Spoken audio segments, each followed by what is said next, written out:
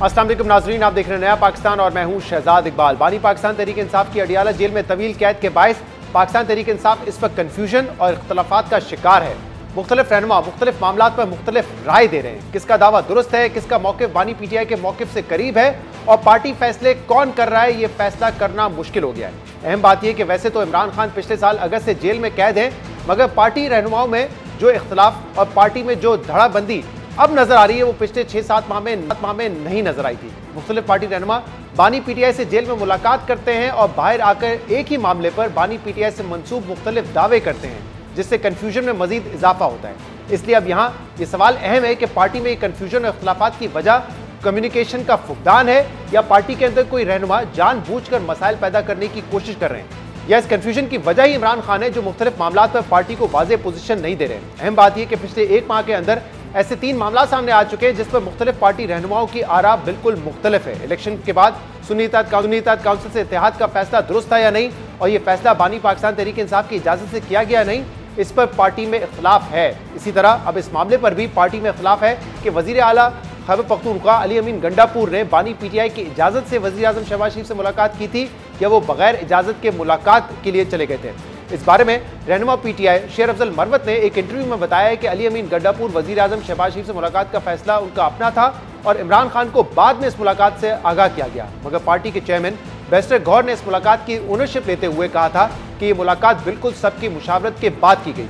शेर अफजल मरवत और बैरिस्टर गौहर एक ही मामले पर अलग अलग राय दे रहे थे, जबकि इसी मामले पर बानी पाकिस्तान तहरीक इंसाफ ने भी दिलचस्प मौक़िफ़ दिया है। कल 190 मिलियन पाउंड केस की समाअत पर अडियाला जेल में सहाफ़ियों ने बानी पाकिस्तान तहरीक इंसाफ से इस मुलाकात से मुतल्लिक सवाल किया तो इमरान खान ने ना ये कहा कि अली अमीन गंडापुर उनकी इजाज़त से नहीं मिले और ना ही इस मुलाकात की मुखालफत की, बल्कि सिर्फ ये कहा कि वज़ीर आला अली अमीन गंडापुर को वज़ीर आज़म शहबाज शरीफ के साथ फ़ोटो सेशन नहीं करना चाहिए था। इसके अलावा जुमे को पाकिस्तान तहरीक इंसाफ ने अमेरिका में IMF के दफ्तर के बाहर एहतजाज किया, जिसमें पाकिस्तान को कर्ज देने से पहले कड़ी शराइत लगाने का मुतालबा किया गया, जबकि इस एहतजाज में पाकिस्तान तहरीक इंसाफ के अहम रहनुमा शहबाज गिल भी मौजूद थे। हुकूमती रहनुमाओं ने इस एहतजाज को पाकिस्तान के मुस्तकबिल के खिलाफ पाकिस्तान तहरीक इंसाफ की साजिश करार दिया, जिस पर पार्टी चेयरमैन बैरिस्टर गौहर ने से ऐलान लाताल्लुकी करते हुए कहा कि IMF के दफ्तर के बाहर मुजाहरा पाकिस्तान तहरीक इंसाफ ने ऑर्गेनाइज नहीं करवाया, मगर बानी पीटीआई ने कल सहाफ़ियों से गुफ्तगू में इस एहतजाज की तायद की और कहा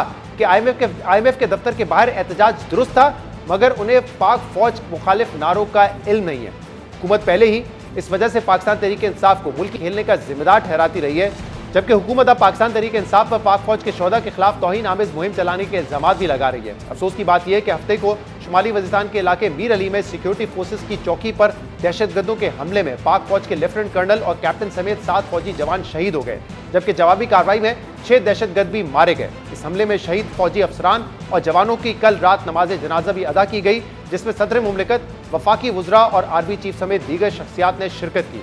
जबकि इस हमले के बाद सोशल मीडिया पर बाज़ सार्फिन की जानिब से पाक फौज के शोहदा की तौहीन पर मबनी पोस्ट लगाई गई, जिस पर आज वफाकी वजीर दिफा ख्वाजा आसिफ और वजीर इत्तलात अताउल्लाह तारर ने इस मुहिम का इल्जाम पाकिस्तान तहरीक इंसाफ पर लगाते हुए कहा है कि इस तौहीन आमेज मुहिम के पीछे पाकिस्तान तहरीक इंसाफ की टीम है, मगर पाकिस्तान तहरीक इंसाफ ने इन इल्जामात को मुस्तरद करते हुए हुकूमत पर गुमराहकुन प्रोपेगेंडा करने का इल्जाम लगाया है। हम इन तमाम मामलों पर बात करेंगे और उसके लिए हमें ज्वाइन किया है पाकिस्तान तहरीक इंसाफ के सीनियर रहनुमा रऊफ हसन ने। रऊफ साहब बहुत बहुत शुक्रिया वक्त देने के लिए।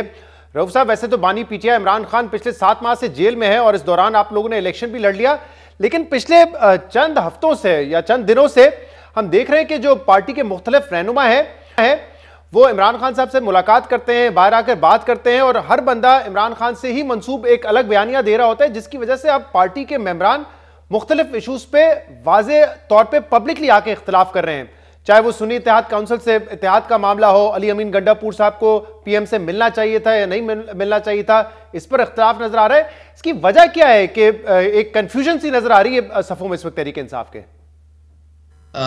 Thank you Shahzad. देखिए, कोई कंफ्यूजन नहीं है, किसी किस्म का कोई कंफ्यूजन नहीं है। चंद स्टेटमेंट्स आई हैं जिनको एड्रेस कर दिया गया है। इशू सबसे बड़ा जो है वो ये है कि खान साहब से मुलाकात की इजाज़त नहीं दी जा रही। खान साहब से मुलाकात जो हो रही है उसके लिए हमें कोर्ट्स तक मेरे पास 10-11 जो कोर्ट्स की परमिशन है, उसके बावजूद भी मुलाकात की इजाज़त नहीं दी गई। और जो लोग मुश्किल से मुश्किल से घंटों इंतजार करने के बाद उनसे मिलते हैं, फिर उनके थ्रू जो कम्युनिकेशन होती है, तो बाज दफा ये नेचुरल सी बात है कि उसमें कोई, क्योंकि आप अंदर पेपर नहीं ले जा सकते, आप अंदर पेन नहीं ले जा सकते, आपने सब कुछ जो है वो जुबानी तौर के ऊपर याद रखना है, और बाद में अगर आपने उनको कोई ब्रीफ भी करना है तो उसके लिए भी आप किसी किस्म का मवाद जो है वो अंदर नहीं ले जा सकते।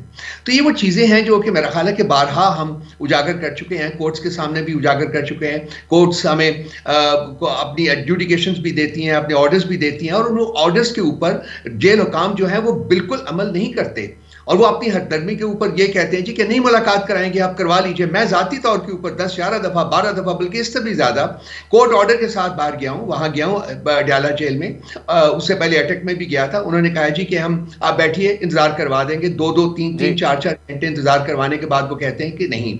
सो अगर कोई मिसकम्युनिकेशन होती है थोड़ी बहुत, तो यहाँ पे सिर्फ ये है मामला कि कम्युनिकेशन नहीं हो पा रही इमरान खान से, या फिर दो चीजें भी हो सकती है, दो और मुख्तलिफ बातें हो सकती है। या तो इमरान खान की तरफ से खुद कोई क्लैरिटी नहीं आ रही, कोई क्लियर पोजीशन या डायरेक्शन नहीं आती जिसकी वजह से कंफ्यूजन है, या आपकी पार्टी में कोई जानबूझ के कंफ्यूजन फैलाने की कोशिश कर रहा है। देखिए, मैं कंस्पिरेसी थियरीज में बिलीव नहीं करता, ना ही मैं उनको प्रोजेक्ट करने की कोशिश करता हूं। खान साहब की थिंकिंग में बहुत क्लैरिटी है, बिल्कुल क्लैरिटी है, किसी किस्म का कोई कंफ्यूजन नहीं होता। लेकिन हालात जिस तेजी से चेंज होते हैं, जिस तरीके से हमारी जो मूवमेंट है उसको रिस्ट्रिक्ट किया जाता है, हमारी मीटिंग्स को रिस्ट्रिक्ट किया जाता है, बल्कि बिल्कुल खत्म किया जाता है, दिनों तक हमें मिलने नहीं दिया जाता, उसकी वजह से कोई ना कोई एक वैक्यूम जरूर एक स्पेस क्रिएट होती है, उस स्पेस को एक्सप्लॉइट किया जाता है। But I am not the one to go for conspiracy theories के जी कोई ऐसा कर रहा है, जानबूझ के कर रहा है। लेकिन अगर ये वैक्यूम है, छोटी सी बात सुन लीजिएगा, जो कुछ भी हुआ है उसका पार्टी ने नोटिस लिया, और पार्टी प्लेटफॉर्म के ऊपर जो है वो हम कोशिश करेंगे कि आइंदा ये कंफ्यूजन किसी तरह से भी क्रिएट ना हो। लेकिन अगर आप कह रहे हैं कि इमरान खान से मुलाकात में इतनी दुश्वारियां हो रही है, कम्युनिकेशन गैप आ जाता है जिसकी वजह से वैक्यूम है, तो फिर तो जो पार्टी इस वक्त बाहर मौजूद है उसी को फैसला करना है। तो वहां पर भी ऐसा लगता है कि एक टफ वॉर है कि वुकला लीड करेंगे, या जो सियासी लोग अब जो मंजर आम पर आए हैं वो लीड करेंगे पार्टी को, और दूसरा जो गौहर साहब आपके चेयरमैन है, उनको अपनी रिट साबित करनी होगी ना कि वो पार्टी को यकजा रख सकते हैं जब इमरान खान से बातचीत नहीं हो रही होगी उस वक्त। देखिए, सियासी मामलात तो सियासी लोग ही तय करेंगे ना, सियासी मामलात के ऊपर तो सियासी लोग ही बात करेंगे। जो वकला है उनका एक अपनी रिस्पॉन्सिबिलिटी है, और वो बहुत इंपॉर्टेंट, बड़ी की रिस्पॉन्सिबिलिटी है। लेकिन सियासत तो सियासतदानों तक छोड़नी होगी ना, वही करेंगे। हाँ, तमाम जो पार्टी के मेंबरान हैं, जो सीनियर लीडरशिप के मेंबरान हैं, वो उनको हक पहुंचता है कि वो अपनी रिकमेंडेशन दें, वो अपनी जो जो जो जो उनके जहन में है वो शेयर करें। लेकिन at the end of the day जो कोर कमेटी ही का जो बयानिया है, जिसको कि मैं भी रिलीज करता हूं, हम लोग वर्चुअली एवरी डे और दिन में बाज़ दफा 2 बयानियां भी हमें जारी करने पड़ जाते हैं, वो उन्हीं फैसलों की इंडोर्समेंट होती है। कोई किसी को ये हक नहीं पहुंचता कि वो अपना कोई जाती फैसला जो है उसकी बेसिस के ऊपर पार्टी पॉलिसी जो है उसके कॉन्टेक्स्ट में कोई स्टेटमेंट दे। और तो ये कंफ्यूजन्स जो भी हैं, थोड़े बहुत जो हैं, इनको भी हम कोशिश कर रहे हैं कि उनको भी एड्रेस किया जाए, ताकि आइंदा से इस किस्म की कोई सिचुएशन जो है ना वो क्रिएट ना हो। और कल एक अफसोसनाक वाकया हुआ जिसमें पाक फौज के अफसर शहीद हुए, उसमें आज इस हवाले से हुकूमत ने मुख्तलिफ प्रेस कॉन्फ्रेंसेस की हैं, बयानात जारी किए हैं, जिसमें अताउल्लाह तारा साहब इंफॉर्मेशन मिनिस्टर हैं, वजीर दिफा हमारे ख्वाजा आसिफ साहब उन्होंने बात की, मोहसिन नकवी साहब वजीर दाखिला उन्होंने बात की कि पाकिस्तान तहरीक इंसाफ के सोशल मीडिया अकाउंट से शोधा के खिलाफ जो है बड़ी तौहीन आमेज मुहिम चलाई जा रही है। वो कह रहे हैं कि डायरेक्टली आपके जो सोशल मीडिया अकाउंट्स हैं या जो आपके फॉलोअर्स हैं वो ये काम कर रहे हैं इस वक्त। देखिए, मैं ये ज़हनी गिरावट की एक बदतरीन मैनिफेस्टेशन है जो कि आप ये जो लोग कर रहे हैं। सोशल मीडिया अकाउंट्स कौन से हैं? हमारे कौन से अकाउंट्स हैं? हर जो अकाउंट से कोई नेगेटिविटी जनरेट होती है वो उसको पीटीआई के साथ एसोसिएट कर देते हैं। ये इनकी अपनी जाती ज़हनी गिरावट है। मैंने इसके ऊपर हमने 2 स्टेटमेंट्स आज रिलीज किए हैं, मेरे बराए मेहरबानी आप वो देख लीजिएगा। उसमें हमने तमाम हकाइक जो है वो बयान किए हैं, और इन लोगों का वतीरा बन गया है कि डेली बेसिस के ऊपर कोई ना कोई चीज इस किस्म की जानबूझ के क्रिएट करते हैं। जहां तक शोधा का सवाल है, भाई हम उनकी कुर्बानियों के मुतरफ हैं। हमने बारहा, आज भी हमने स्टेटमेंट रिलीज किया उनकी जो शहादतें हुई हैं, और हमने पार्लियामेंट के फ्लोर के ऊपर भी जो करारदाद जो इन्होंने मूव किया है उसको हमने एंडोर्स किया है, उनको सपोर्ट किया है। ये उसके बारे में भी झूठ बोल रहे हैं, तो ये मुझे समझ नहीं आता। रऊफ साहब देखिए, असल में जो बात है, शायद ये ऑफिशियल पोजीशन आपकी ना हो, लेकिन ये जो फॉलोअर्स हैं जिन्होंने किसी ने इमरान खान की तस्वीर लगाई हुई होती है, या ऐसा अकाउंट जो माजी में इमरान खान की हिमायत करते हैं, जब वो ये बात करेंगे तो अगर आपकी डायरेक्शन नहीं है तो फिर एटलीस्ट ये तो कहा जा सकता है ना कि शायद आप बयानिए को उस नहज पे लेके जा चुके हैं जहां पर अगर कोई इतना अफसोसनाक वाकया होता है जिसपे कौम को यकजा होने की जरूरत है, तब वो आपके जो फॉलोअर्स हैं वो इस किस्म की बातें कर रहे होते हैं जिससे आप तौहीन कर रहे होते हैं शोधा की। देखिए, ये कनेक्टिविटी जो है ना, ये क्रिएट नहीं की जा सकती कि जी हर कोई बंदा जो है, जो खान साहब को फॉलो करता है, वो हमारे नैरेटिव को भी फॉलो करता है, वो हमारे बयानिए को भी फॉलो करता है। हर बंदा जो है सोशल मीडिया के ऊपर उसका एक अपना बयान, उसका एक अपना थॉट प्रोसेस है, उसका एक अपना बयानिया है। हम उसको इंडोर्स नहीं करते, ना हम कर सकते हैं, ना ही हम उन लोगों के ऊपर अपना बयानिया जो है वो इंपोज कर सकते हैं। ये सोशल मीडिया की कंपल्शंस हैं, समझना पड़ेगा हमें। ये लोग पता नहीं कहां बैठे हुए हैं, अमेरिका में बैठे हुए हैं, यूके में बैठे हुए हैं, ब्रसल्स में बैठे हुए हैं, दुनिया के किस मुल्क में बैठे हुए हैं। वो एक उनका एक अपना बयानिया है जो उसको वो इंडोर्स करते हैं। ये अफसोसनाक हो सकता है, हम उसको बिल्कुल इंडोर्स नहीं करते, हम उसको बिल्कुल अप्रूव नहीं करते। हमारा बयानिया जो है वो हमारी स्टेटमेंट्स में आता है, उसको आप पढ़ लीजिए। 2 स्टेटमेंट्स आज मैंने रिलीज किए हैं, वो मैं पढ़ के आपको बता देता, लेकिन उस पर टाइम लगेगा। जी, मैंने असद कैसर साहब का भी बयान देखा है और आपका भी बयान देखा था, लेकिन मुझे ये बताइएगा फिर ये जो अभी आईएमएफ के दफ्तर के बाहर एहतजाज हुआ है अमेरिका में, क्या उसमें पीटीआई शामिल थी, आपकी हिमायत थी? क्योंकि आप कह रहे हैं कि ये इल्जाम लगा दिया जाता है। वहां पे तो हमने देखा कि आपके जो रहनुमा है शहबाज गिल साहब, वो वहां पे मौजूद थे और वहां पे भी पाक फौज के खिलाफ भी बयान दिए गए। देखिए, खान साहब ने अपनी स्टेटमेंट में जो कहा है, जहां कि उन्होंने प्रोटेस्ट की हमायत किया, वहां उन्होंने कहा है कि जो बाकी स्लोगन्स लगे हैं मैं उसकी हमायत नहीं करता। ये बड़ा क्लियर उन्होंने स्टेटमेंट एक दी है। हमने देखिए, एक तो एक और कमेटी का डायरेक्टिव नहीं था, एक पार्टी का डायरेक्टिव नहीं था कि इस किस्म का कोई प्रोटेस्ट किया जाए, और वहां जो स्लोगन्स लगे हैं उनको बिल्कुल पार्टी एंडोर्स नहीं करती है। लेकिन वो हैं लोग, अब इतना वास्ट डायस्पोरा है पाकिस्तानियों का, दुनिया के हर मुल्क में वो रहते हैं, और वो मेजॉरिटी जो उनकी है, वास्ट मेजॉरिटी उनकी जो है वो पीटीआई की हमायती है। और वो अपने तई अपने सोच और समझ के मुताबिक अगर कोई काम करते हैं तो इसका लाजमी ये नतीजा अखज़ नहीं करना चाहिए कि पार्टी उसको एंडोर्स करती है या पार्टी के कहने के ऊपर वो किया गया है। लेकिन रऊफ साहब, आप खुद कह रहे हैं कि इमरान खान ने जब कल सहाफियों से गुफ्तगू की अडियाला जेल में, तो यही उनका बयान सामने आया कि जो एहतजाज हुआ आईएमएफ के दफ्तर के बाहर वो ठीक है, खत भी आप लोगों ने लिखा, हाँ, लेकिन वहां जो नारे लगाए गए मैं उससे इख्तलाफ करता हूं। अगर आप वहां पे समझते हैं कि इस तरह के नारे लगे गए तो फिर तो इस किस्म के एहतजाज से ही आपको इख्तलाफ करना चाहिए ना। फिर देखिए, एहतजाज से इख्तलाफ नहीं कर सकते ना। एहतजाज से इख्तलाफ को प्रिंसिपल हम लोग जो लेटर में सब कुछ बयान कर चुके हुए हैं। हम फील करते हैं कि जी ये जो ऑडिट होना चाहिए, ऑडिट के लिए हम अपनी जद्दोजहद जारी रखेंगे और हमारे पास जो भी फोरम मौजूद है हम उसको यूज करेंगे।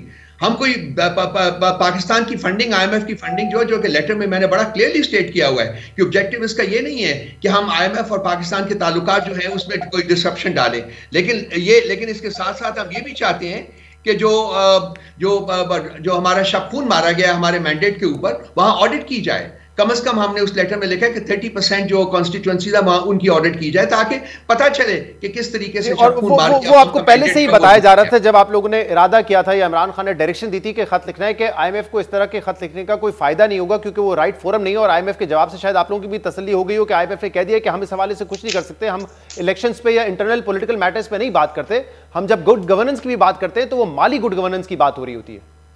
देखिए, मैं आपको पढ़ के सुना देता हूं लेटर जो जवाब आया है हमें, और ये हम जितना जो हदफ उससे अचीव करना चाह रहे थे उससे ज्यादा हदफ हम अचीव कर चुके हुए हैं। ये उनके लेटर में से मैं पढ़ के सुना रहा हूं। However, given the importance of the institutional environment for economic stability and growth, we do encourage the fair and peaceful resolution of all electoral disputes। ये उनका लेटर है जो मैंने पढ़ा है, उस लेटर से करते हैं। और कोई भी जमहूरी मुल्क होगा, कोई जमहूरी इदारा होगा, वो यही बात करेगा कि हम इस प्रैक्टिस को इनकरेज करते हैं, लेकिन वो बाइंडिंग तो नहीं करार दे सकते या फोर्स तो नहीं कर सकते कि आप ये ऑडिट कराएं तभी फिर आगे बढ़ेगा मामला। देखिए, उन्होंने इसको एक्नॉलेज किया है कि इट विल बी प्रेफरेबल कि ये जो इलेक्टोरल डिस्प्यूट है ये हल किया जाए। ये सेंसिटाइज हो चुके हैं वो, तो जब भी नेगोशिएशंस होंगी उसमें ये मामला उठेगा, आप देख लीजिएगा। आपको लगता है कि सिर्फ ये कह देना उनका कि हम इनकरेज करते हैं कि इस तरह के डिस्प्यूट रिजॉल्व हो, उसका मतलब ये है कि अब जब मुज़ाकरात होंगे तो वो इस कंडीशन को सामने रखेंगे कि पहले आप ये मामला हल करें, उसके बाद बात आगे बढ़ेगी? मैंने कहा है सेंसिटाइजेशन हो चुकी है। ये मामला डेफिनेटली एक मामला है, एक ओपन मिडनाइट असॉल्ट हुआ है, मैंडेट अवाम का चुराया गया है। क्या ये जुर्म नहीं है? इससे गंभीर जुर्म कोई हो सकता है कोई और? रऊफ साहब, इसके अलावा जो सेनेट की टिकट्स का मामला है, वहां पर आपने टेक्नोक्रेट सीट पे पंजाब से यास्मीन राशिद साहबा को टिकट दिया है, सनम जावेद को वुमेन सीट पे दिया है, और जनरल नशिस्त पे आपने हामिद खान साहब को, जुल्फी बुखारी साहब को रखा है। अब ये भी लगता है कि एक बतौर स्ट्रेटेजी आप बताना चाहते हैं कि आप बैक डाउन नहीं कर रहे, जो 9 मई में लोग अरेस्टेड हैं उनको भी आप टिकट दे रहे हैं, लेकिन इवेंचुअली वो इलेक्ट नहीं हो पाएंगे, क्योंकि जो नंबर गेम है पंजाब में उसमें आपको जनरल नशिस्तें तो मिल जाएंगी, तो हामिद खान साहब और जुल्फी बुखारी साहब तो शायद इलेक्ट हो जाएं, लेकिन जो आपकी वुमेन सीट है या जो टेक्नोक्रेट सीट है जिसमें यास्मीन राशिद और सम जावेद है, वो तो इलेक्ट नहीं हो सकेंगे। तो ये स्ट्रेटजी है कि हम दिखा रहे हैं कि हम इनके साथ खड़े हुए हैं, लेकिन ये इलेक्ट भी नहीं होंगे इवेंचुअली। देखिए, इन लोगों की कुर्बानियां हैं पार्टी के लिए शहजाद जी, ये 9-10 महीने से जेलों में बैठे हुए हैं, ना सजाएं हो रही हैं, ना इनको छोड़ा जा रहा है, ना इनकी बेल होने दी जा रही है। ये किस लॉ के तहत, किस कॉन्स्टिट्यूशनल क्लॉज के तहत ये किया जा रहा है? ये उनके साथ रवैया जो है वो रखा जा रहा है।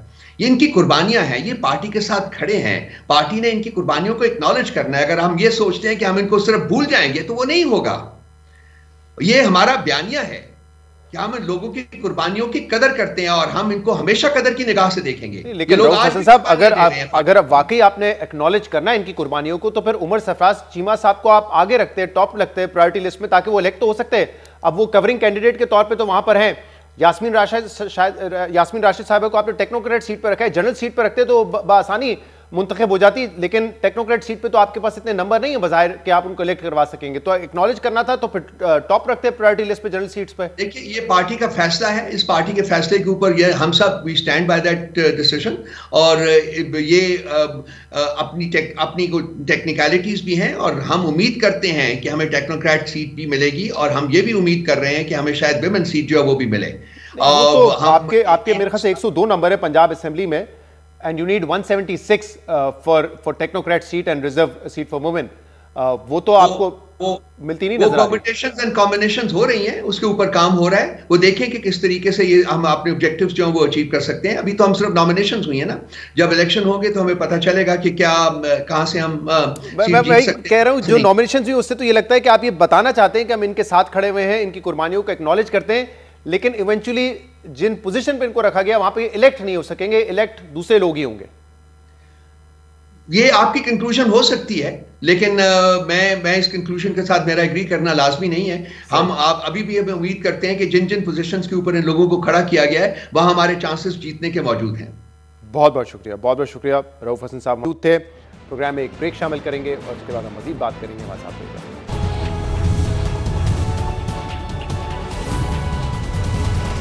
वेलकम बैक नाज़रीन। इस वक्त जो सियासी सूरत हाल है, खासतौर पे 2 अप्रैल को इलेक्शन होना है सेनेट का, उसमें जो उम्मीदवार आए हैं नून लीग की तरफ से, सुन्नी इत्तेहाद काउंसिल की तरफ से, उस पर भी बात करेंगे। कुछ इंटरेस्टिंग जो है नाम भी हैं और उनको भी हिमायत हासिल हो सकती है जो मेन स्ट्रीम पार्टीज़ हैं उनकी। और इसके अलावा तहरीक इंसाफ का इस वक्त क्या सियासी मुस्तकबिल है, क्योंकि जैसे अभी रऊफ हसन साहब से हमने बात की, पार्टी में शदीद इख्तलाफात नजर आ रहे हैं। क्या कम्युनिकेशन का फुकदान है या इमरान खान ही कोई क्लियर डायरेक्शन इस वक्त नहीं दे पा रहे? इस पर हम बात करेंगे। हमारे साथ मौजूद है सीनियर सहाफ़ी और तजज़ियाकार रऊफ क्लासरा साहब। रऊफ साहब, बहुत बहुत शुक्रिया वक्त देने के लिए। सबसे पहले तो सेनेट के नाम आए हैं बड़े इंटरेस्टिंग है, क्योंकि नून लीग ने काफ़ी सारे अपने जो लॉयल वर्कर्स हैं उनको साइड पर रख के टेक्नोक्रेट्स को जो है टिकट दिए हैं, जिसमें फाइनेंस मिनिस्टर औरंगजेब साहब भी हैं, आहद चीमा साहब हैं, इसके अलावा मोहसिन नकवी साहब को भी शायद वोट देने की जरूरत पड़ेगी। और पीटीआई की तरफ से जो नाम आए हैं शायद वो जीते ना, लेकिन जो हॉक्स हैं, जो 9 मई के मुकदमात में या मफरूर है या जेल में है, उनको टिकट दिए हैं। आपका क्या तबसरा है इस पर? नहीं, बड़ा अच्छा मेरा ख्याल है। ये एक दौर होता था यहाँ पे हम देख, सेनेट की अपनी एक इसकी प्रेस्टीज होती थी, टेक्नोक्रेट ज़्यादा लोग आते थे जो एमएनए नहीं बन सकते थे, लेकिन हुकूमतों की वो आके आपको ज़्यादा मजबूरी होते थे जिनके बगैर हुकूमतें नहीं चलती थी। और जो आम मतलब आपको वर्कर है या जीतने वाले हैं या इलेक्टेबल्स हैं वो कौमी असम्बली में लेकर आते। लेकिन over the period of time हमने शहजाद देखे, आप भी यहाँ पे पूरी रिपोर्टिंग कर रहे हैं, देखते रहते हैं, जो म्यार था ना सेनेट का, सेनेटर्स का, अगर no offences to anyone, हम ये खुद भी फॉलो करते हैं, कुछ अच्छे लोग भी हैं, over the period of time ये उसका म्यार ना कम हुआ है, लोअर हुआ है। अगर मुझसे पूछे, मैं इसको 20-25 साल से मैं कवर कर रहा हूँ पार्लियामेंट को, जो पहले लोग आते थे पढ़े लिखे थे, बड़े समझदार थे, डिबेट्स होती थी, ये 2008 के बाद या उसको क्या 13 के बाद ना ये इस तरह की गड़बड़ें या होना शुरू हुई हैं कि अब आपका म्यार जो है वो थोड़ा सा कंप्रोमाइज़ हुआ है। अब आपकी अगर वो जो कहते क्राइटेरिया जो है ना, वो कबलियत नहीं रही, लॉयल्टी ज्यादा शहजाद जो मुझे दुख, चलो लॉयल्टीज ओके फाइन, मतलब इंसानी मिजाज है, आपको भी अच्छी लगेगी, मुझे भी लगेगी, हर एक को लॉयल्टी अच्छी लगती है, लेकिन जो आपका नेक्स्ट लेवल है कि एक तो निकम्मे है, निकम्मे के साथ खुशामदी भी है। अब आपके लिए खुशामदी होना वो बहुत ज़रूरी हो गया, किसी पे मतलब अपने लीडर के लिए जान देने पे तुल जाना, अगर आप तैयार हो गए तो फिर आपको टिकट मिलेगी, इससे कम पे आपको टिकट नहीं मिलेगी। जो डेमोक्रेटिक आपके क्रेडेंशियल थे, आपको काबिल लोग चाहिए थे, कॉम्पिटेंट लोग चाहिए थे, टेक्नोक्रेट चाहिए थे। मेरा ये ख्याल over the period of time, अब आप जाके देखें, मैं सबकी नहीं बात कर, सेनेटर्स अच्छे भी बहुत सारे हैं, अब तो अब आप उसमें देखने से सेनेट की टिकटें जो है पहले बिकने की बातें नहीं होती थी, अब सेनेट की टिकटें पिछले इलेक्शन उठा के हर इलेक्शन में हॉर्स ट्रेडिंग की बात ये अब शुरू है, पिछले 10-15 साल से शुरू है, पहले नहीं होता था कि किसी ने अपने आगे 10 फाटा एरियाज में तो हम हमेशा सुनते आए थे क्योंकि वहां पे वोट की तादाद कम दरकार होती है। अब तो बलूचिस्तान और ठीक है, मतलब हमेशा से सबसे ज्यादा जो किसी ने बनना हो, जहां जितने कम वोट दरकार होंगे वहां ज्यादा चांसेस आप चले जाएं अपने आप को बना लें। सो ये जो पॉलिटिकल पार्टीज हैं इन्होंने खुद अपने को हर्ट किया, खुशामदी कल्चर जो आया है आपका सेनेट की, वो जो है अच्छे लोग भी हैं, मैं फिर भी कह रहा हूं, मैं नाम भी ले सकता हूं बहुत सारों के। सो आपका मोस्टली खुशामद कल्चर इसने तबाही फेरी है कि मेरा खुशामदी और मेरा लॉयल होना चाहिए, वो निकम्मा है, नलायक है, ये बाद में देखेगा। एक चीज़। दूसरी, अब होने ये चाहिए था कि एक हुकूमत बनी, हुकूमत के अपने मतलब 100 या 102 मसाइल हो सकते हैं जिनमें फंसी हुई है, इल्ज़ामात हैं, चार्जेज़ हैं। अब लड़ना चाहिए था, हुकूमत आपस में लड़ी होती, पीपल्स पार्टी और वो लड़ रहे होते किसी न किसी मसले पे। पता ये चला है कि यहाँ पे पीटीए खुद एक दूसरे से लड़ रही है, जो मेरे लिए थोड़ी सी एक उस अचंभे की बात है। जुम्मा 8 दिन नहीं हुए। अच्छा, मैं उस पर आता हूँ, लेकिन मुझे पहले ये बताइए कि कुछ इंटरेस्टिंग नाम भी हैं और आपने कहा खुशामदी जो होते हैं, मैं तो ये समझ रहा था आप सियासी जमातों की बात करेंगे, वहाँ जो खुशामदी होते हैं उनको भी टिकट मिल जाता है, लेकिन अब कुछ और इंटरेस्टिंग नाम है जो कि आज़ाद लड़ रहे हैं। मोहसिन नकवी साहब है वफाकी वज़ीर दाखिला और इम्कान है कि इलेक्ट हो जाएंगे। फैसल ऑडा साहब है, साबिक वज़ीर आज़म, निगरां वज़ीर आज़म अनवारुल काकड़ साहब, ये तीनों आज़ाद हैसियत में है, लेकिन मेन स्ट्रीम पॉलिटिकल पार्टीज की सपोर्ट शायद उनको मिल जाए। इलेक्ट हो जाएंगे, आपको लगता है? बिल्कुल हो जाएंगे। अगर वो जो यहाँ तक पहुँच गए तो आगे पहुँचने में कहाँ पे उनको थोड़ी सी वो होगी। मेरा नहीं ख्याल कि उनको कोई मुश्किल होगी, क्योंकि उनकी जो बैकिंग है या सपोर्ट है वो डेफिनेटली कहीं से और से आ रही है। वो नवाज शरीफ साहब हूँ, शहबाज शरीफ साहब हूँ या जरदारी साहब हूँ, वो भी मजबूर है, उनको सपोर्ट करेंगे। सो मजबूर है इनको वोट देने पर। मेरा ख्याल है कि वो तीनों जीतेंगे और तीनों जो हैं उनको पिछला जो हमारे उसमें रजीम रहा है, जो एस्टेब्लिशमेंट थी, वो तीनों उनके करीब रहे हैं और उनको पसंद भी, उनका ख्याल है, उन्होंने डिलीवर किया है और इसी डिलीवरेंस की बुनियाद पर उन्होंने इनको आगे सिस्टम का हिस्सा बनाया है। And having said all this, जो बात आपने नामों की कह रही थी, मैं कल मेरा ख्याल में ट्वीट्स भी किए थे, जो मेरे लिए थोड़ी हैरानकुन बात है कि वो लोग जो जेलों में बैठे हुए हैं, मतलब अगर आपका ये क्राइटेरिया है कि मुश्किल में है, मफरूर हैं, केसेस है, गलत केसेस होंगे, उनके नाम नहीं, बस 2-4 मैं नाम आपके साथ शेयर करूँ। ये पीटीए से शुरू करते हैं। अब ये देख लो, उमर सरफराज, ये होगा चीमा साहब साबिक गवर्नर, वो जेल में बैठे हुए हैं। अब उनको कवरिंग कैंडिडेट किन का बनाया गया? जुल्फी बुखारी साहब का बनाया गया। जुल्फी बुखारी साहब लंदन में रहते हैं, वो लंदन में बैठे, ना एक दिन वो जेल में गए हैं, ना उन्होंने थाना कचहरी भुगती है, ना उन पर खुदा ना खासा कोई टार्चर हुआ है। अब उनकी हालत तो देखो, उमर सरफराज, उनके चीमा साहब के नौजवान थे, अच्छे खासे खूबसूरत थे। अब जब वो आते हैं पेशी पे आते हैं, बंदे को रोना आ जाता है उनके साथ जो ज्यादती की गई है या उन पर तशद्दुद किया गया। यास्मीन राशिद को जनरल सीट नहीं दी, वो वुमेन सीट पे चले उनको लेते आए, अगर फेयर नफ चले उनको एक सीट दी, आपने वहां पे उठा के जो लंदन की फजाओं में बैठे, अजमेर रोड पे काफियां पी रहे हैं, कैफों में बैठे हैं, अब वो आपके मेन कैंडिडेट है। कवरिंग कैंडिडेट कौन है? वो आपको उमर सरफराज चीमा, जो पिछले साल 1.5 साल से बेचारा अंदर बैठा है। इसको अमजद, मैं अगेन उनकी अमजद आफरीदी नहीं सर, अमजद नियाजी साहब जो हैं, अमजद अली खान नियाजी साहब, हमारे मियाँ वाली के एमएनए। अब उस बंदे ने जितनी कुर्बानी दी है, उसके 7-8 बच्चे हैं, छोटे बच्चे हैं, they are in a big अगर मैस पूरी फैमिली में। और मुझे कहने दे, मुझे पता है उनकी फैमिली को अच्छा नहीं लगेगा, वो बेचारे इस वक्त कोई अच्छा सा वकील नहीं कर पा रहे हैं इसके लिए, अमजद खान के लिए। और कभी पार्टी ने मुड़कर पूछा भी नहीं अमजद खान नियाजी साहब से कि आप जो इमरान खान साहब के साथ लायल खड़े, आप पे तशद्दुद हो, आपको मारा पीटा गया, आप पे गलत, आप पे केसेस बनाए गए, हालांकि 9 मई के उसमें बिल्कुल इन्वॉल्व नहीं था अमजद अली खान, उसकी तो वीडियो पड़ी हुई है। अमजद का कहीं पे नाम ही नहीं है उसमें। जुल्फी बुखारी साहब भी आ गए हैं जनाब, उसके बाद हामिद ये खान साहब भी आ गए, क्योंकि एक के पास पाउंड है, दूसरे के पास वकालत है, एक फ्री आपके केसे लड़ते हैं, दूसरा आप पे ये फ्री आपको पाउंड आप पे आके खर्च करते, लिहाजा उनको टिकटें मिल गई हैं। सो ये वो नाइंसाफ़ी आपको सोचना चाहिए। जिन लोगों ने आपसे लॉयल्टीज दिखाई, अमजद खान है, मेरा ख्याल है नियाजी का हक बनता था कि ये लोग वेट कर सकते हैं, आपके हामिद खान साहब वेट कर सकते हैं, एलीट के बहुत बड़े वकील हैं माशाल्लाह, आपके जुल्फी बुखारी साहब है वो वेट कर सकते हैं। साहब से पूछा भी, बज़ाहिर ये लगता है कि हॉक्स को टिकट दिए हैं और बताना चाहते हैं कि हम इनके साथ खड़े हुए हैं, हम बैक ऑफ नहीं करेंगे, लेकिन ये आपको हामिद खान साहब हाक नहीं, मैं आपको बताता हूँ ना, लेकिन वो जो हॉक्स है ना वो इलेक्ट नहीं होंगे, क्योंकि जैसे सरफराज चीमा साहब जो है वो कवरिंग कैंडिडेट है, यास्मीन राशिद टेक्नोक्रेट सीट पे, वहां पे नंबर इतने नहीं है कि वो इलेक्ट हो सके। सनम जावेद वुमेन सीट पे बज़ाहिर बताना चाह रहे हैं we are not backing off, लेकिन वुमेन सीट पे भी इतने नंबर्स नहीं है कि उनको इलेक्ट कर सके। तो यास्मीन राशिद, सनम जावेद, उमर सरफराज चीमा की आपने बात की, इलेक्ट होते हुए नजर नहीं आ रहे। नाम है इनके, इनको खुश करने के लिए, मतलब फेस सेविंग के लिए नाम दे दिए गए। इसमें ये देखें, इनके हामिद खान साहब जो हैं या जुल्फी बुखारी साहब हैं, उन्होंने भी क्या मुश्किलें में हैं देखें। अगर आपका ये क्राइटेरिया कि हमारे वो लोग जो ठीक है, आप मेरिट पे नहीं जा रहे, आप कबलियत पे नहीं जा रहे, आप उस पर टेक्नोक्रेट लोगों पे नहीं जा रहे, मान लिया कि इस वक्त ज़रूरत है अपने वर्कर को जो तकलीफ है, मुश्किल में, आप मुझे समझाएं कि हामिद खान साहब और जुल्फी बुखारी साहब कौन सी मुश्किल में खड़े हुए हैं जिनको आपने दी। आपको टिकट देनी चाहिए उमर सरफराज चीमा को या अमजद अली खान नियाजी को देनी चाहिए, जिनकी फैमिली मुश्किल में है इस वक्त। आपकी क्या रीडिंग है इस वक्त जो तहरीक इंसाफ और खासतौर पर पिछले कुछ फैसलों में पार्टी के मेंबर्स आके पब्लिकली कह रहे हैं हमने दुरुस्त फैसले नहीं किए, इमरान खान के अहकाम कुछ और थे, ये क्या कम्युनिकेशन का फुकदान है जिसमें उन्होंने कहा कि पंजाब हुकूमत ने अब तो नोटिफिकेशन जारी किया था डीआरआई जेल में कोई मिल नहीं सकता, इसलिए हो रहा है या डायरेक्शन क्लियरली नहीं आ रही, या आपस में कोई डबल गेम कर रहा है जिसकी वजह से ये इतना इस वक्त? ये बड़ा अहम सवाल है। मेरा ये ख्याल है अली गौहर साहब जो हैं, जो बैरिस्टर साहब हैं, जब उनको चेयरमैन आपने बनाया था इमरान खान साहब ने, तो फिर कुछ अर्से के लिए उनको लोगों से मिलना बंद करना चाहिए था। फिर वो सिर्फ उनसे गौहर साहब से मिलते और गौहर साहब को फ्रंट पर रखते, उन्हीं के जरिए पार्टी चलाई जाती। खान साहब ने क्या किया, उन्होंने अपने ही घर में अपनी पार्टी में 10 उन्होंने यहाँ पैरेलल फोर्सेज इकट्ठी कर ली और डेली की बुनियादों पर 8-10 लोगों से मिलते हैं। और मोस्टली सारे वकील हैं। वकीलों को आपको तो माशाल्लाह हमारी भी राइवलरीज होती हैं, तो वकीलों के 1001 राइवलरीज हैं, दुश्मनियां भी हैं, एक दूसरे के खिलाफ वो लॉबिंग भी करते हैं। आपने जब रोजाना 10 लोगों से मिलना शुरू कर दिया, 10-10 लोगों को डिफरेंट आपने उनको हिदायत देनी शुरू कर दी, और हर बंदा बाहर निकलता है, वो सबसे पहले मीडिया पे जाता है, ट्वीट करता है, वीलॉग करता है, या आपका आके टिकटॉक बनाता है, और फिर उसके बाद वो मुख्तलिफ बात करता है। नया बंदा आता है, वो कहते नहीं खान साहब ने ये बात की नहीं थी।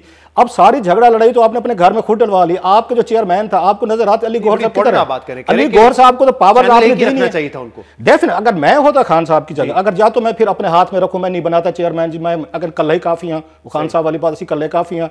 अगर आपने अली गौहर साहब को, एक जेंटलमैन आदमी, शरीफ बंदे, उनको आपने चेयरमैन बनाया है, और उसके साथ आपने मार्केट में 10 और पैरेलल बंदे भी छोड़ दिए जो रोजाना उनकी बेइज्जती करें, जलील करें, उनके अगर कई रिट कायम ही नहीं होने दे रहे, आपने रिट उनकी कायम होने ही नहीं थी। आपने एक बंदे को उठाया, आपने चेयरमैन बनाया, तो खान साहब से पूछना चाहिए, जब वो चेयरमैन है उससे तो कोई नहीं मिलता। मैंने तो कभी नहीं सुना कि फला 6 बंदे जो हैं अपने पार्टी चेयरमैन से मिलने के लिए गए, सारे कहते हैं खान साहब से मिलने गए। उनकी कोई, हमारी साइड पे कहते हैं कोई उनकी आगे लिफ्ट ही कोई नहीं कराता उस बेचारे अली गौहर साहब को, नाम के आपने बना लिए। अगर खान साहब हर एक को कहते जी कि ये सिर्फ अली गौहर साहब मुझसे मिलने आएंगे, मैं इनको हिदायत दूंगा, जो नाम होंगे, जो बात होगी अली गौहर साहब करेंगे, तो फिर, और मैं किसी से नहीं मिल रहा, तो फिर अली गौहर साहब की बनती अथॉरिटी, आपकी पार्टी रहती एक उसमें रहती। देखिए अलीमा खान साहब को कुछ कह रहे होते हैं, बाकी 10 लोगों को कुछ और कह रहे होते हैं, अली गौहर साहब को कुछ और कह रहे हैं। तो हम देख रहे थे कि बहुत सारे लोग जो इलेक्शन में लड़े, हिस्सा लिया, वो तो गायब थे। उन्होंने आप ये कह सकते हैं रूपोशी की हालत में उन्होंने इलेक्शन लड़ा, और उस वक्त वकला जो है वो एक्सेस था इमरान खान के पास, और वो आके फैसले कर रहे थे। लेकिन अब तो जो सियासी लीडरशिप है, असद कैसर साहब आ चुके हैं, आतिफ खान साहब आ चुके हैं, बहुत दीगर लोग हैं जो अब सामने आ चुके हैं, उमर अयूब साहब सामने आ चुके हैं जो कि लीडर ऑफ द ऑपोजिशन इनके। तो अब आपको लगता है कि एक ये जंग भी पार्टी में चल रही है कि फैसले सियासी रहनुमाओं ने करने हैं या जो वकला थे उन्होंने करने हैं? मेरा ये ख्याल है कि ये वकला जो थे वो डोमिनेंट है, क्योंकि खान साहब का इस वक्त जो मसला पॉलिटिकल इश्यूज नहीं है उनके, मेरा ख्याल है उन्हें पता है उनके मोस्टली जो इश्यूज थे वो सारे थे लॉ से रिलेटेड थे, अदालतों से रिलेटेड थे, वो पार्टी के हों, पर्सनल हों, स्कैंडल हों, सजाएं थी सारी। सो उनका डिपेंड करना भी समझ में आते खान साहब की, क्योंकि रोजाना उनसे मुलाकातें करने, पॉलिटिकल स्ट्रेटजी तो बाद में आनी थी, पहले जान तो बचाए, अपने केसेस से जान तो छूटे, एक चीज़। सो उन पर उन्होंने जाकर इन्हिसार जो है उनका ज्यादा हुआ है, फितरी तौर पर हुआ है। अच्छा, हर एक यहाँ पे हमारे वकील भाइयों को मौके मिल गए, उन्होंने कहा जी खान साहब जो है, अब आप देखें पिछले कुछ अरसे में 6 महीने साल में कोई 15-20 के करीब ऐसे कोई वकला आए हैं जिनको मैं नहीं जानता था, आप भी शायद ना जानते हो, लेकिन क्योंकि खान साहब के पास कोई मेन बंदा जाने को तैयार नहीं था, उन्होंने अपना प्रोफाइल बनाया, अपना इमेज बनाया, रोजाना बयान देने शुरू कर दिए। एक चीज, दूसरा उससे आपका पॉलिटिकल जो लोग थे खान साहब वो पीछे गए, वो उनको मिल ही नहीं रहे थे, पॉलिटिकल एडवाइस खान साहब को मिल नहीं थी। और फिर जिन लोगों का आप नाम ले रहे हैं सारे के सारे खैबर पख्तूनख्वा से हैं, नो ऑफेंसेस, हमारे भाई हैं सारे। आपको पंजाब से कोई उस तरह की वो पॉलिटिकल लीडरशिप नहीं मिल रही थी। शाहबुद कुरैशी साहब जेल में है, अच्छा फवाद चौधरी साहब थे वो जेल में, आप तो वैसे पार्टी में, शेख रशीद साहब, अब ये वो पुराने लोग थे जिनके पास कुछ ना कुछ थोड़ा सा एक था ना कि हमने कैसे इसको सिचुएशन को हैंडल करना है। अब खान साहब की मुलाकात है शाहबुद कुरैशी साहब से हो रही है, ना आपकी फवाद से हो रही है, जुवैद सारी वो हो गए, परवेज इलाही साहब है वो जेल में है। सो मेन लीडरशिप जेल में है पंजाब से। अब बच बचा के KPK के हमारे दोस्त अब हैं, असद कैसर साहब पे और इन पे परवेज खटक साहब पे तो खान साहब नाराज थे, इन्होंने प्रेस कॉन्फ्रेंस की थी, उन पे तो ट्रस्ट नहीं करते। आतिफ खान साहब भी, खान साहब की कोई उसके करीब उस वक्त इख्तिलाफ थे उनके जी। सो जो क्राउड खान साहब को मिल रहा है, खान साहब उनको एक तो सीरियस नहीं लेते, मेरा ख्याल है।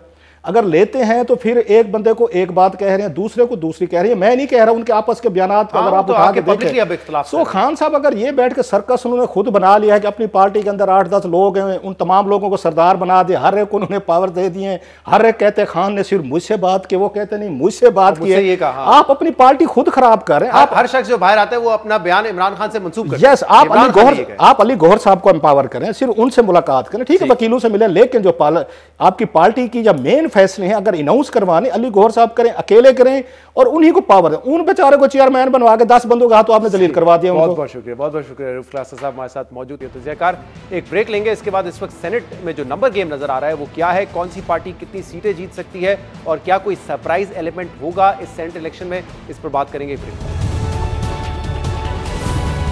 Welcome back. कौमी और सूबाई असेंबली और सदर मुमलकत के इंतखाबात के बाद 2 अप्रैल को सेनेट के इंतखाबात होने जा रहे हैं, जिसके लिए मुख्तलिफ सियासी जमातों और आज़ाद उम्मीदवारों की जानिब से कागजात नामजदगी जमा करवा दिए गए हैं, जिसमें कुछ अहम और गैर मुतवक्किल नाम शामिल हैं। इस इलेक्शन में नून लीग ने जिन उम्मीदवारों को उतारा है उनमें से बाज पर आउटसाइडर होने के इल्जाम लग रहे हैं, जबकि पाकिस्तान तहरीक इंसाफ ने पार्टी में हॉक समझे जाने वाले रहनुमाओं को टिकट दिए हैं, जिनमें से मुतादिद 9 मई से मुतल्लिक मुकदमात में जेल में हैं या मफरूर हैं। मगर अब अहम सवाल यह है कि 2 अप्रैल को सजने वाले इंतखाबी मैदान में कौन कितनी सीटें लेगा, कौन उम्मीदों से ज्यादा सीटें जीतकर मुखालफिन को सरप्राइज करेगा और कौन उम्मीदों से कम सीटें जीतकर मायूसी का शिकार होगा। इस हवाले से नंबर्स गेम दिलचस्प है, जिसका तफसीली जिक्र करते हैं, मगर इससे पहले यह समझना जरूरी है कि सूबाई असेंबलियों में सेनेट के इंतखाबात का तरीका पेचीदा है और इस इलेक्शन में तरजीही और खुफिया वोटिंग की वजह से अपसेट के इम्कानात को नजरअंदाज नहीं किया जा सकता। पंजाब असेंबली के ऐवान की कुल तादाद 371 है, लेकिन इस वक्त ऐवान में 353 अरकान मौजूद हैं, जहां 12 सेनेटर्स का इंतखाब होना है, जिनमें से 7 जनरल, 2 टेक्नोक्रेट्स और 2 खवातीन की नशिस्तें हैं, जबकि एक अकलियत की नशिस्त भी है। 353 अरकान के हिसाब से पंजाब में जनरल नशिस्त पर एक सेनेटर को मुंतखब होने के लिए तकरीबन 51 वोट्स दरकार होंगे, जबकि इस वक्त पंजाब असेंबली में नून लीग के 217 एमपीएस हैं और नून लीग अपने 217 एमपीएस में से 204 वोटों की मदद से जनरल की 7 में से 4 नशिस्तें आराम से जीत सकती है। अहम बात यह है कि पंजाब असेंबली से ही वफाकी वजीर दाखिला मोहसिन नकवी ने भी आज़ाद हैसियत में इलेक्शन लड़ने का फैसला किया है और आज़ाद हैसियत में मुंतखब होने के लिए मोहसिन नकवी के पास मतलूबा नंबर्स तो नहीं है, मगर नून लीग के 13 इजाफी वोट और पीपल्स पार्टी काफी समेत दीगर जमातों के वोटों की मदद से मोहसिन नकवी सेनेटर मुंतखब हो सकते हैं। इसी तरह पंजाब असेंबली में सुन्नी इत्तेहाद काउंसिल के अरकान की तादाद 101 है और 1 वोट मजलिस वादत मुस्लिमीन का है, यानी अगर सुन्नी इत्तेहाद काउंसिल का कोई रुकन आगे पीछे ना हो तो उसे भी 2 जनरल नशिस्तें मिल सकती हैं। जनरल नशिस्तों के अलावा पंजाब में 1 खातून और 1 टेक्नोक्रेट सेनेटर के इंतखाब के लिए 176 वोट दरकार होंगे। इस हिसाब से नून लीग 1 खातून और 1 टेक्नोक्रेट की नशिस्त भी आराम से हासिल कर सकती है, मगर सुन्नी इत्तेहाद काउंसिल के पास खातून और टेक्नोक्रेट मुंतखब करवाने के लिए मतलूबा वोट नहीं है, जिसकी वजह से नून लीग हुक्मरान इत्तेहाद की मदद से 2 ग्रुप्स तश्कील देकर ज्यादा वोट्स की बुनियाद पर खातून और टेक्नोक्रेट की दूसरी नशिस्त भी जीत सकती है, जबकि अकलियती नशिस्त भी नून लीग को वाज़े बरतरी हासिल है।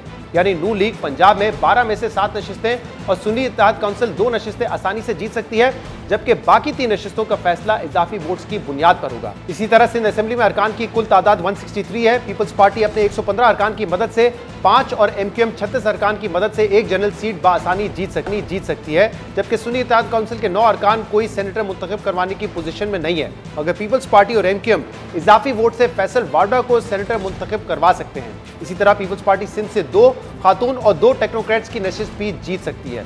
इसी तरह खैबर पख्तूनख्वा असेंबली में इस वक्त 143 अरकान मौजूद है, जिसके मुताबिक सुन्नी इत्तेहाद काउंसिल 90 अरकान की मदद से 4 जनरल नशिस्तें बासानी जीत सकती है, जबकि नून लीग, JUIF और पीपल्स पार्टी मुश्तरका तौर पर 2 से 3 नशिस्तें जीत सकती है, जबकि सुन्नी इत्तेहाद काउंसिल के KP से 1 टेक्नोक्रेट और 1 खातून की नशिस्त भी बासानी जीतने की पोजीशन में है, जबकि दूसरी नशिस्त इस वक्त ओपन है। इसी तरह बलूचिस्तान असेंबली में अरकान की तादाद 65 है, जहां पीपल्स पार्टी 17 अरकान की मदद से 2, नून लीग 16 अरकान के साथ 2 और JUIF 12 अरकान के साथ 1 सीट जीतने की पोजीशन में है।